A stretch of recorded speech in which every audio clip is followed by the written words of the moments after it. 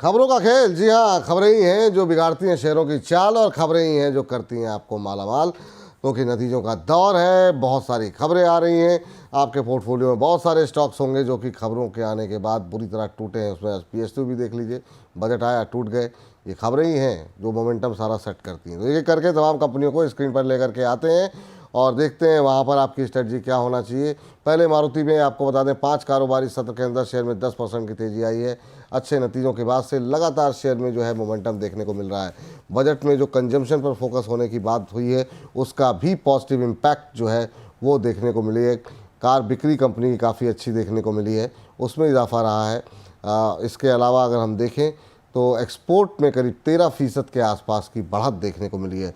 तो काफ़ी सारी चीज़ें एक साथ पॉजिटिव होती हुई दिखाई दे रही हैं मारुति के लिए, और उसी वही वजह है जिसकी वजह से मारुति जैसे शेयर में पिछले कुछ दिनों से लगातार एक पॉजिटिव मोमेंटम बना हुआ है। आज भी ये शेयर 2% से ऊपर कामकाज करता हुआ, और इसका जो 52 वीक हाई है वो 13,680 का है, और आज इसने हाई लगाया है 13,461 का।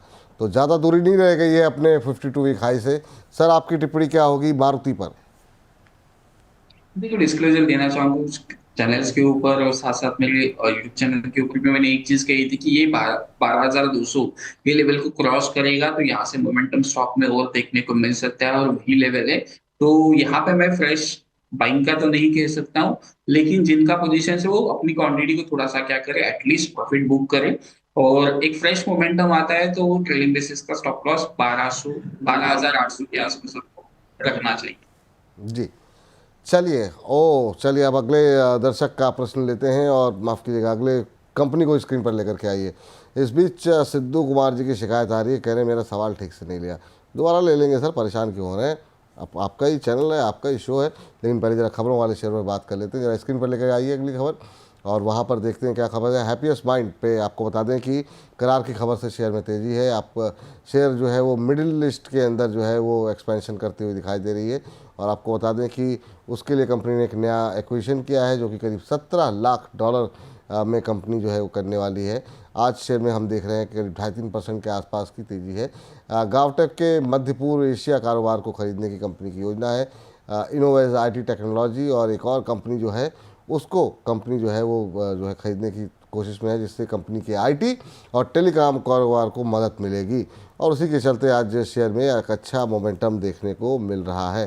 सर, हैप्पीएस्ट माइंड के शेयर पे 3.5% अब ऊपर। आपकी राय क्या रहेगी, क्या करना चाहिए? 721 के आसपास कैसा लग रहा है आपको? देखिए, स्टॉक में अगर हम लोग देखेंगे तो 720 से लेके 735 या फिर 40 से 20 पॉइंट का रेंज है, वो काफी क्रूशियल है। हायर लेवल से काफी ट्रेंड लाइन का रेजिस्टेंस है, इसको अगर ये निकाल देता है तो यहाँ पे एक लॉन्ग साइड ट्रेड बन सकता है। 700 आपका स्टॉप लॉस होना चाहिए। ऊपर में 800 से लेके 820 ये लेवल तक मोमेंटम स्टॉक में देखने को मिल सकता है। चलिए, तो ये राय यहाँ पर निकल करके आती हुई, और इस बीच अगली कंपनी पर रुख करते हैं जहाँ पर नतीजे हैं। नतीजों के चलते एक्शन देखने को मिल रहा है, और नतीजे आए हैं न्यूजेन के, जिसमें के बाद जो है हम शेयर में अच्छी खासी बाइंग जो है वो आते हुए दिखाई दे रही है। आपको बता दें कि मुनाफा बढ़ा है, शेयर चला है। एबिटा 71.3% बढ़ा है, जो कि 34.6 करोड़ रुपए हो गया है। एबिटा मार्जिन में हम देख रहे हैं 12.25% बढ़ के 17% से ऊपर पहुंच गया, और आज काफ़ी सुबह से ही मोमेंटम बना हुआ है। आय में 22.5% की बढ़ोतरी रही है। मुनाफे की बात करें तो वहाँ पर भी ठीक ठाक ग्रोथ रही है। एबिटा में 71% की ग्रोथ रही है, और एबिटा मार्जिन 12.3 से बढ़कर 17.2 करोड़। सर, आज इसको दो चीज़ों का फ़ायदा मिल रहा है। एक तो नतीजे काफ़ी अच्छे रहे, और दूसरा China+1 पॉलिसी का भी ये यहाँ पर लाभ देखने को मिल रहा है। तो ये शेयर पूरी तरीके से आज मोमेंटम में है। 4.5-5% के आसपास की तेज़ी। क्या ये मोमेंटम और कुछ दिनों तक देखने को मिल सकता है? नियोजन केमिकल्स आपको चार्ट पे कैसा लग रहा है? स्टॉक में अगर हम लोग देखेंगे तो लोअर लेवल से काफी अच्छी रिकवरी देखने को मिल गई। 30-32% के आसपास का उछाल है, तो जिनका लोअर लेवल के ऊपर पोजीशंस लिया होगा वो एग्जिट कर सकते हैं स्टॉक में, या फिर एटलीस्ट 2,000 रुपए का ट्रेलिंग स्टॉप लॉस रखा सकते हैं। क्योंकि बैक टू बैक अगर हम लोग देखेंगे तो मोमेंटम कंटिन्यू हो रहा है स्टॉक में। अगर फ्रेश मोमेंटम की बात करेंगे तो 2050 से लेके 2100 इस रेंज पे कंसोलिडेशन होने के बाद अगर ब्रेकआउट देता है तो फिर आपका 2050 क्या हो सकता है, एक स्टॉप लॉस हो सकता है। फिर स्टॉक में 2250 2300 ये लेवल्स भी क्या हो सकते हैं, देखने को मिल सकते हैं। ठीक है सर, 2250 तक के लेवल जो है वो देखने को मिल सकते हैं। और इस बीच जो है ज़रा बात कर लेते हैं पेटीएम की। पेटीएम जो है इस गिरते बाज़ार में एक पूरी तरीके से मजबूती के साथ खड़ा हुआ है और वहाँ पर अच्छा मोमेंटम देखने को मिल रहा है। यहाँ पे खबर जो है कंपनी के ऊपर ये है कि पेटीएम क्लाउड जो है वो एक एक्विजिशन करने जा रही है, वो भी यूएस के अंदर। सहायक कंपनी पेटीएम क्लाउड टेक ने यूएस में जो है अपना इन्वेस्टमेंट बढ़ाया है और आपको बता दें 7 टेक एलएलसी में इसने 25% के आसपास की का जो है हिस्सेदारी खरीदी है और उसके चलते आज हम देख रहे हैं 4.25-4.5% ऊपर जो है पेटीएम का शेयर इस समय ट्रेड करता हुआ। सर पेटीएम क्या कैसा लग रहा है आपको सर, अभी क्या करना चाहिए पेटीएम में? देखो, पेटीएम में थोड़ा सा वेट कर, 1-2 दिन और कंसोलिडेशन हो और उसके बाद निकलता है तो देखा जा सकता है स्टॉक में। क्योंकि देखो, स्टॉक में जो है ट्रेंड, एक्चुअल ट्रेंड उसका अभी के लिए थोड़ा सा निगेटिव साइड में ही देखने को मिल रहा है। लेकिन अगर ये 740 ये लेवल के आसपास मिलता है तो 720 आपका क्या हो सकता है, एक स्टॉप लॉस रह सकता है, एक कॉन्ट्रा ट्रेड आप क्या कर सकते हो, प्लान कर सकते हो। या फिर अभी थोड़ा सा 770 से लेके 780 ये रेंज कंसोलिडेशन करने के बाद अगर निकलता है 1-2 दिन के बाद तो मोमेंटम आ सकता है स्टॉक में। मैं जनरली स्टॉक को ऐसे प्रेफर क्यों नहीं करता हूँ, जब न्यूज होता है और यहाँ पे मोमेंटम देखने को मिलता है, स्टॉक में उछाल तो देखने को मिलता है लेकिन फॉलो बाइंग देखने को नहीं मिलती और फिर स्टॉक का पोजीशन जो होता है वो फंस जाता है। तो इस वजह से मैं न्यूज वाले स्टॉक को 1-2 दिन के बाद रिव्यू करता हूँ और वहां से फ्रेश मोमेंटम देखने को मिलेगा तो ही हम लोग एंटर करने की कोशिश करते हैं। नहीं सर, बहुत अच्छी बात है कि बिल्कुल जांच परख करने के बाद ही आप कोई राय दें, वो ज़्यादा बेहतर है क्योंकि बड़ी संख्या में लोग आपके कहने के आधार पर चलते हैं। अगली कंपनी लेकर के आते हैं आज और वो है ज़ोमैटो। ज़ोमैटो में अगर हम आज देखें तो आधे % के आसपास की मजबूती देखने को मिल रही है। यहाँ पर खबर कोई नहीं है लेकिन हाँ चार्ट्स में जो है मजबूती देखने को मिल रही है। Q3 रिजल्ट्स के बाद जो है शेयर में जो रिकवरी आई है उसके बाद अब शेयर अपने 20 डे मूविंग एवरेज के इर्द गिर्द पहुँचता हुआ दिखाई दे रहा है। और इसके अलावा कंजम्पशन स्टोरी जो लगातार हम देख रहे हैं उसका भी असर, जो बजट में ऐलान हुआ है उसका भी असर जो है देखने को मिल रहा है चार्ट्स पे। तो इसके चलते आज अच्छा मोमेंटम है आधे % के आसपास। और इसकी जो प्रतिद्वंदी कंपनी है स्विगी, उसमें 4% से ज़्यादा का इजाफा है। तो कंजम्पशन स्टोरी हर जगह हर कदम पे आपको अगर जो शेयर दिखाई दे रहे हैं चलते हुए, उसमें कहीं ना कहीं कंजम्पशन शब्द जो है वो भीतर से लगा हुआ है। सर ज़ोमैटो 236-237 का लेवल, अभी 4.25% के आसपास की बढ़त देखने को मिल रही है। आपकी टिप्पणी क्या होगी?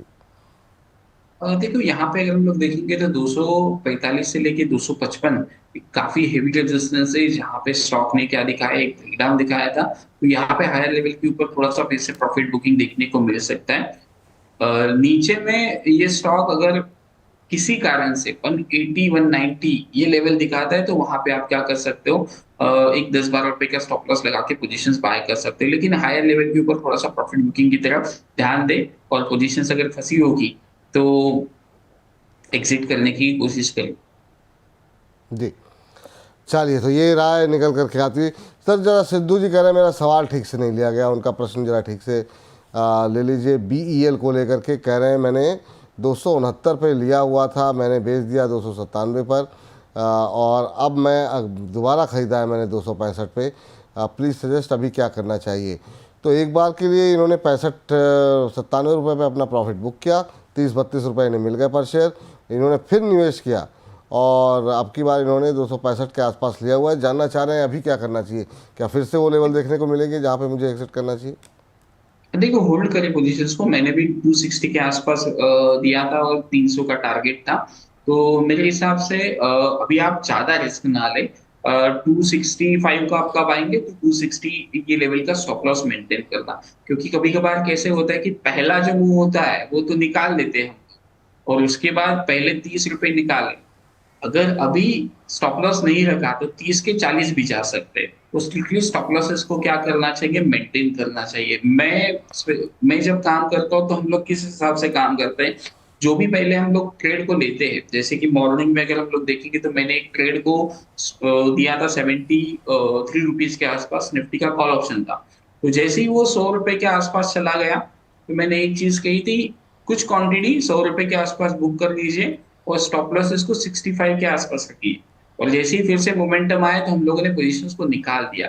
क्योंकि अगर आप पोजीशंस को नहीं निकालोगे तो फिर प्रॉब्लम ये हो जाता है कि पहला जो प्रॉफिट है वो नेक्स्ट वाला ट्रेड पूरा का पूरा खा जाता है। तो इस वजह से 260 आपको क्या रखना चाहिए, स्टॉप लॉस रखिए। 277 जैसे ही निकलेगा तो यहाँ से एक मोमेंटम स्टॉक में फिर से देखने को मिल सकता है, फिर आप ट्रेल करके अपने हिसाब से पोजीशंस को मैनेज करके चल सकते जी। इस बीच जो है प्रश्न जो है ले लेते हैं दोबारा एक बार के लिए।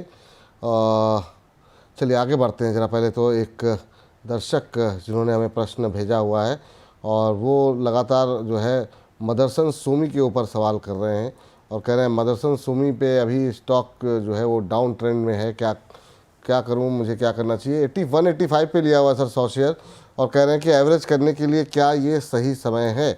अभी अगर हम मदरसन सूमी के शेयर पे नज़र डालें तो जो भाव देखने को मिल रहा है वो देखने को मिल रहा है करीब 130 के आसपास। हालांकि ये संवर्धना मदरसन इंटरनेशनल के रेट है। आप कैसे देख रहे हैं सर संवर्धना मदरसन इंटरनेशनल को?